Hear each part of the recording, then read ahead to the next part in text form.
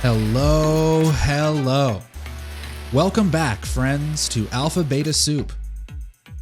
I'm TXMC. Well, it's been a couple of weeks since I was able to make a video. Did you guys forget about me? We've got a few things to talk about today. We'll try to catch up on just some of the big points that I think we should focus on here in the near term. This won't be a deep dive into everything that's going on in the economy, but we'll talk about the markets. We'll talk about Bitcoin and its volatility relative to equities. We'll talk about what's going on with bond rates and where the Fed is able to hike based on what the market expects. And we'll touch on a couple of other little things along the way. Some news came out just in the last hour that Liz Truss has resigned as UK Prime Minister, the shortest tenure in the history of the country. This has invited some more volatility into the US markets. Futures gave back their entirety of their gains this morning when the news came out. And this is an ongoing story. This isn't the focus of our video today, but this just happened while I was in editing, so I wanted to mention it in the intro. Remarkable series of events happening with the US's greatest ally. And we live in a remarkable time. Who would have thought that the UK would have 4 chancellors of the exchequer within a 5-month period? Who would have thought Liz Truss would resign in less than 50 days? Fourth turning vibes like a mofo. But we have many other things to discuss. If you enjoy my content, make sure to give this video a thumbs up while you're watching and subscribe to my channel. If you enable the bell icon next to the subscribe button, you'll get notifications the moment I put out new content. But we have a few things to discuss, so enough with the intros. Let's get into the meat of it. Let's just take some inventory here. Up at the top, we've got Bitcoin and the S&P 500. Down at the bottom, we have the Dow Jones and the NASDAQ. Now, we've looked at this view before. This is when I was trying to demonstrate the big spots that each of these little markets is sitting at. And I still maintain this view that if we start to see these equity markets, these indexes, breaking down below their pre-COVID highs, losing these consolidation support areas that they're all kind of precariously hanging out on. It's in a slightly different spot for each one. But I maintain that if they lose these, if these start to break down, that is a significant loss of market structure. And I would not anticipate a quick recovery. While I still stand by that base case assessment, I haven't really seen anything in the market to convince me to believe otherwise at this point. And it's hard to call where I think the bottom of the market will be. That's the really million-dollar question. And a lot of it relies upon how resilient the market remains to the tightening being imposed on it by central banks, and also what the central bank response function is to those failures in the business place and in the markets. So depending on what plays out will inform the reaction function of the Fed and other central banks, and that will suggest to us what's going to happen with the markets. But unfortunately, the thing that I try to keep reminding folks is that for something to happen, for the Fed to pivot in a way that would turn the markets around and provide a backstop for prices broadly and give risk a new appetite, that would require probably something significantly deteriorating, which would bring assets down. It's not like it would occur in a vacuum. I don't think it's likely, because of the complexity of this situation, that we would just wake up on a Tuesday randomly and the Fed will have decided to become a buyer in the Treasury market. There would have been a breakdown that would spill into markets and create systemic risk. That is when they would be forced to reverse themselves. Because when you think about core CPI, it still hasn't slowed down at all. Here's a quick look at core CPI. Now remember, this is the part of the CPI basket that doesn't have food and energy, which are the two most volatile pieces. Core CPI just broke out to a new high. And a lot of this is because this contains some of the more sluggish and more comprehensive calculations in the known to be flawed CPI basket. And one of those is rent. Now, we've looked at rent on this channel before. We've looked at its relationship with housing sale prices and how rent is usually extremely lagged by 12 to 18 months, and it doesn't start coming down until housing prices really take it on the nose. And we're starting to see some of the housing market cool off, but the rental component of core CPI is going to keep it elevated for a while, as well as some of the wage pressures in the services sector, where there are still a lot of labor shortage broadly that's causing wages to be lifted because there's still demand for workers that isn't being filled. So I brought up the core CPI because this is really one of the things the Fed is looking at, and it hasn't slowed down yet.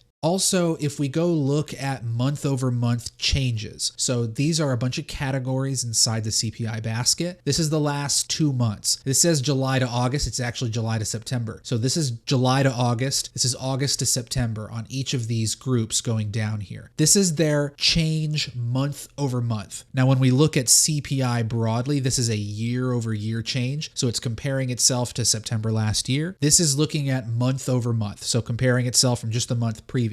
Now, when we got the August CPI, it was slightly cooler and it made people think that maybe CPI was going to peak because energy had come down a lot. We had energy dragging down. It had fallen 5% month over month. Airline fares, which are connected to energy prices, had fallen 4.6. Used vehicles had fallen a little bit, but everything else broadly had seen gains. Well, that happened again in September. From August to September, we saw broad gains. Look at all the blue bars over here. This is month on month. Look, medical care services rose from 0.8% to 1% month over month, accelerating. Shelter, these both say 0.7, but this September bar is slightly bigger. That's probably 0.75, and this is 0.72, something like that. Accelerating shelter prices. This is related to the rent component that we were just talking about. Transportation services. Now, energy came down, but transportation services almost quadrupled its increase from the month before in terms of CPI. So there are still a lot of upward pressures in the basket related to services, related to shelter. Those are going to continue to push up core CPI, which is the thing the Fed cares about. So when we come over here and we look at all these markets, we see where they're hanging out at. It really suggests that we should not jump the gun on calling a bottom. I know that it's seductive to want to feel like because Bitcoin has been really resilient here, because it's clear that volatility has kind of worn off, that maybe it's found a bottom. Maybe it won't come down here and break this level right here. Wow, that's a terrible arrow. It's possible that this could hold, but when I see what's going on in the CPI component, when I know that it's going to take a while for rent to slow down, when we still haven't seen a real hit to earnings for any of these companies experiencing all of these supply chain problems, input cost rises, the resilience of the American consumer has been really surprising this year. There have been numerous times on the channel where we've explored the wage to inflation comparison, how the average worker's wages have been trailing inflation. We've been looking at personal savings falling, retail sales numbers. There's a lot of evidence that there's pain in the consumer sector, but the consumer has not cratered in on itself. It's still going out and buying products at the grocery store. They're still going to the movies. They're still eating out at restaurants. There is still a resilience in the American consumer, and maybe that's why the market hasn't just fallen in on itself. They created so much damn money in a 2-year period after COVID that it's still sloshing around in the system, and the market is remaining sturdy in the face of the highest, most aggressive hiking cycle in history. I mean, just look here at the Treasury Curve. It starts up here at the 3-month, the 2-year, the 3-year, goes all the way down to the 30 in the bottom right. And just look, each one of them is setting new highs relative to the peaks that they hit in late September. New higher yields. And it looks like the market is really just accepting that the Fed is going to keep marching forward here, continuing to raise rates. Now, one thing that may be weighing in the favor of the market, that may provide tailwinds rather than headwinds, is that it looks like the market has begun to price in the Fed's next couple of moves, and they may not be surprised by the next rate hike. I mean, obviously, there's always a reaction on the day of FOMC. It's always very volatile. It's a big news event these days. But the market as a whole has largely priced in what they think is going to happen. So if we look at this chart here, this is a look at the 2-year yield compared to the federal funds rate in gray, and then several of the Fed funds futures contracts from now through halfway through next year. Now, the Fed funds rate is down here aligned with October because we are in October now. We're halfway through the month. The contract and the rate are aligned. But look ahead now. In November, this jumps 75 basis points. So the market has already fully priced in a 75 basis point hike in the month of November. Now, we've talked about before how the federal funds rate crosses the 2-year yield in hiking cycles and usually marks the end of a hiking cycle. It's rare that the 2-year crosses below the federal funds rate and then the Fed just keeps on hiking. That's not what has happened historically. So we're looking at the 2-year here as a ceiling, right? It's going to be the psychological wall for hikes that the market's willing to tolerate at this current time. And you can see it's been pushing higher and higher. And now it has broken above this purple, which represents the January contract. The December contract is here in the middle. It's about 50 basis points above November. January is another 25. So it's a little uncertain here when you get to the end of the year. What does the market think is going to happen? Is it going to be 75, 50, 25 as they've perfectly lined up? I don't know. But one thing is clear is that the distance from the Fed funds rate to the 2-year is big enough to accompany 2 75 basis point hikes. 2 of them. We've got an FOMC in November and we have one in December. So will we get that? Will we get 2 more back-to-back 75 hikes, making 5 total in a 5 FOMC span? It's possible. The market is giving them room to do that. And by the time we get to December, this 2-year could be much higher. It's almost unfathomable to me to think that the 2-year would get to 5%, but it has happened. Rates have been repricing at a record pace. So you have to acknowledge the data. I was wrong about the ability of the bond market, rates-wise, to accommodate such an aggressive pace by the Fed, but they've managed to do it. So it looks like from here till the end of the year, we have room for 2 more 75s.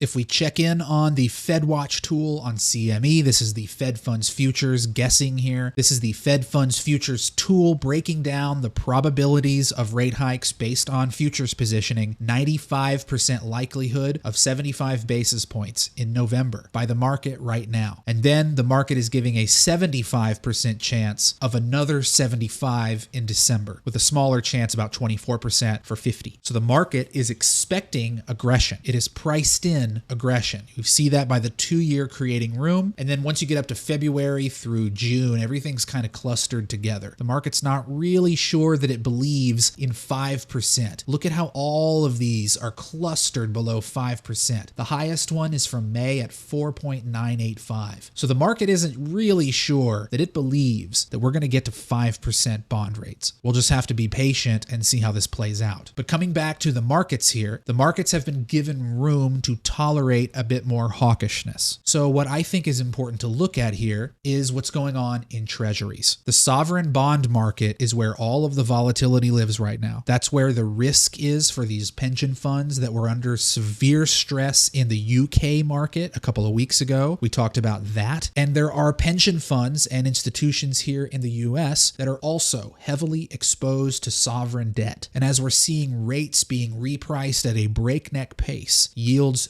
skyrocketing, it's putting a lot of pressure on the bond market. Buyers are drying up in these tight conditions at the same time that the Fed is rolling assets off of its balance sheet, choosing not to reinvest in treasuries, shrinking their holdings, and forcing the market to absorb that demand. It's helping to push yields higher. And if you look here at treasury market volatility, which is a common chart on this channel, we have looked at it quite a bit. Volatility is very high. It's basically at the worst parts of COVID, but it's done it in a more gradual way. It's been grinding its way up here. This happened abruptly and forced a very quick intervention by the central bank. Yet over here, we haven't quite seen that. We have seen Janet Yellen, the head of the Treasury, start to admit that maybe there's some liquidity concerns about Treasury markets. I think that if this really starts to break down, this is what could force the Fed's hand, but it would be spilling into other markets. This would not happen in a vacuum. So we know that we want to watch the treasury markets. We know there's a lot of volatility over there. What's been going on with Bitcoin? Well, I've been keeping an eye on this, and part of the reason we haven't talked a lot about Bitcoin is because it isn't really doing anything. It's kind of just been going sideways since the middle of September, minus this brief pump here that everyone thought was the start of a new bull market. I didn't think that, but many people on Twitter did. And, Bitcoin is just kind of dead right now.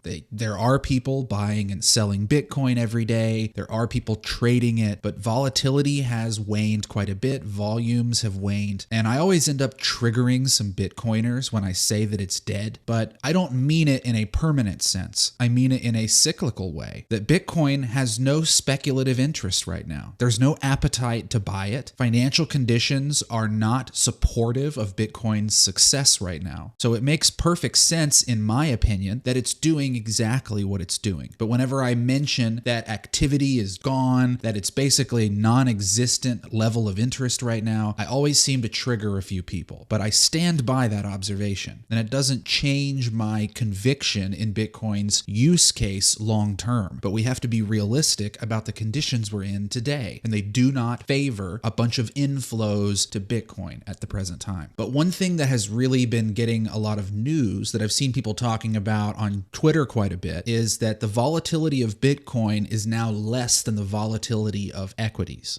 So let's dive into that. What we're looking at the top in black is Bitcoin and in red is the Dow Jones. Down here at the bottom, I've got a rolling 21-day sigma of these two assets. Red is the Dow, this dark color is Bitcoin. Sigma is basically a standard deviation. And whenever there is a single day that is larger than the average amount of return, when you start to get into 2 and 3 and 4 sigma days, those are massive moves. That's when you get these big flushes like you see here in 2020, kind of the sell-off that we had back here in the summer. Those are multi-sigma days. And what sigma, all it's doing is really representing the volatility of the asset relative to its norm, right? Well, normally Bitcoin is very volatile. We know that. And in a direct comparison between Bitcoin and equities, most of the time Bitcoin has more volatility. It has higher dispersions of percentage gains and percentage losses than equities do. It moves more in both directions. That's also referred to as beta. Well, what you can see here down below is that we're starting to see this red peaking above the dark. And what that is showing to you is that the volatility in the Dow Jones relative to its normal behavior is expanding while the volatility for Bitcoin is lesser relative to itself. So Bitcoin is performing less volatilely than it normally does, while equities are outpacing their typical volatility in relation. So what I think the story to be taken from this is not that suddenly equities are a more volatile asset class than Bitcoin. Like, oh, look what happened. Bitcoin is suddenly a more stable asset than equities. No, that isn't what that means. Volatility is relative to an asset. So Bitcoin is still more volatile than equities. However, it is less volatile than it normally is now. I mean, you can see that on the price chart. It's basically doing nothing, right? Big fall, just going sideways. There's no chop. These pumps have been anemic. There's just no real violent move in either direction. There's been a lot of compression. So what we're seeing, if I go zoom in over here, the relative volatility of Bitcoin is declining. You see the black receding here? It's been falling since middle of July, whereas equity volatility was also declining, but has started to balloon here recently. So equities are getting slightly more volatile than they were before, whereas Bitcoin's volatility really has been structurally declining since the bull market. So let's just look at Bitcoin's volatility here relative to itself. And you can see it's been kind of structurally declining. See that? It's just a downtrend, a compression of volatility. Now, part of that is because the bull run is over, right? So it makes sense. There was a lot of big price movement back here. And then on the backside, yes, you get a couple of big flush out days, but for the most part, a lot of the big moves are over with. So naturally, volatility starts to kind of compress. But it's happening at the same time that equities are seeing their volatility rising, right? We turn off Bitcoin, take off these lines so we can see this a little better. Equity volatility relative to itself is increasing, whereas Bitcoin's is decreasing. So I think that what we're seeing is most of the speculative interest in Bitcoin has been squeezed out. Most of the forced selling is over with. And I think because Bitcoin doesn't hold any systemic importance, whereas equities do, right? You have a ton of pension funds that allocate to equities. There are massive passive flows every single day into equities. It's more systemically important. Bitcoin simply is not at this stage. And so there isn't a lot of volume happening in it. Everyone who was associated with Bitcoin from TradFi has moved on. They've sold their stakes, or they have just simply let Bitcoin go for the time being. They're not paying attention to it. They're not making big moves with their Bitcoin holdings in relation to what goes on with equities. And I think that that's why we see see Bitcoin just kind of going sideways, doing very little of anything. You can see it up here, these black lines. It's doing very little of anything. Meanwhile, we're still seeing volatility in equities. We're still seeing moves that don't really get mirrored in what's happening with Bitcoin. And I think that that's indicative of the stage of the market that we're in. Bitcoin is deeply into its bear. It's more maturely into its bear market. Its bear market started a couple of months earlier. The top for Bitcoin came in early November. The top for the Dow Jones came in January, almost 2 months later. So BTC is further ahead in its bear market. As we've explored on this channel before, one could even make the argument that Bitcoin's bear market started back here. You know, this was really the height of activity for the market, as we have explored on this channel before. Back here, when we broke above 40K, we had this first big pullback. This is where all the volume happened. So in some ways, even though we got an all-time high here, the bear market really began back here for Bitcoin, and it's been going now for a year and a half, arguably, if you look at certain metrics related to activity and volume and relative strength.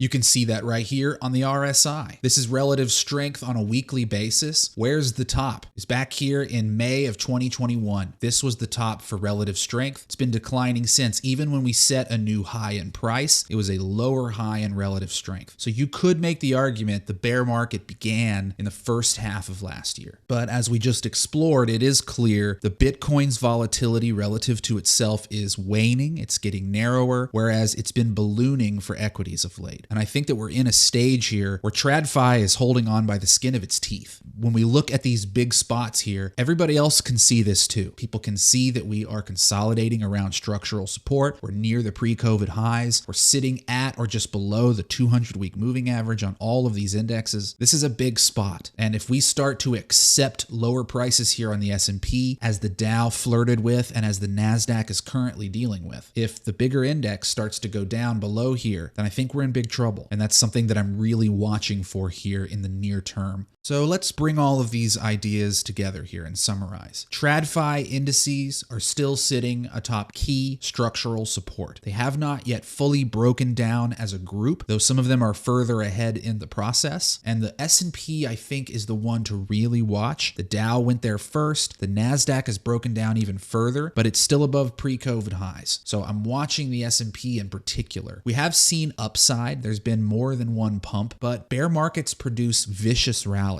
and they rarely mean much about the change of direction. We will not be able to confidently state direction has changed until the economy starts to improve or the central bank changes its approach to the markets. Those are really the two signals that we're looking for, and neither of them have flashed yet. We did explore the volatility between the Dow Jones and Bitcoin, and it's clear that Bitcoin is going one way and equities are going another, and it's not the way they typically behave. But if you can see historically, there are times when equities have more relative volatility than Bitcoin. It's not a signal of some new market trend. It's just something that happens, and it usually happens in sell-offs. The Fed funds futures market is giving ample runway for the Fed to raise another 150 basis points between now and the end of the year. The 2-year pushing a little bit higher today is creating even more runway. But we can see that once we get to February through June, the futures market isn't really sure. And there's a lot of hesitation to get over this 5% mark, as you can see them all clustered here together. So that's really where we'll leave it today, guys. So we'll observe the markets over the next couple of days, see what happens there, and talk about any new observations that come out of that. But right now, for me, primary focus, watching the bond markets, watching all these big spots here. Are we going to be able to hold the pre-COVID highs until we get a reversal in central bank policy? Or are we going to reprice ourselves into a lower level of hell and further drag out the severity of this crisis? I do still believe there is a greater than not likelihood that we will see lower prices at some point. The question is about timing and pathway. It doesn't have to happen now, but with the 3-month 10-year yield curve just about to invert and knowing its historical accuracy in calling recessions within about a year after it happens, there's plenty of reason to suspect we have much further to go in this saga and that the direction of the markets in that chapter may well be further down. Make sure you follow me on Twitter right here at TXMC Trades. I post a lot of my thoughts and analysis on here, and I announce the latest issues of my newsletter, which I highly recommend you check out. You can go to alphabetasoup.io to see it,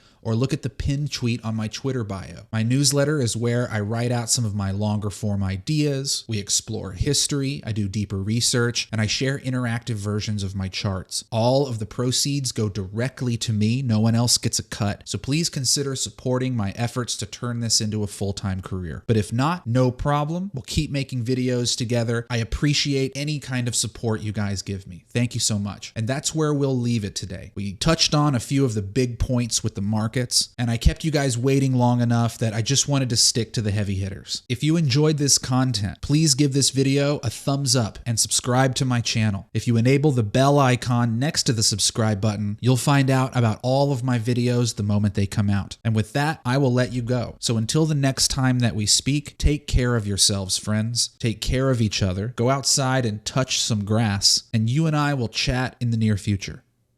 Cheers, everyone.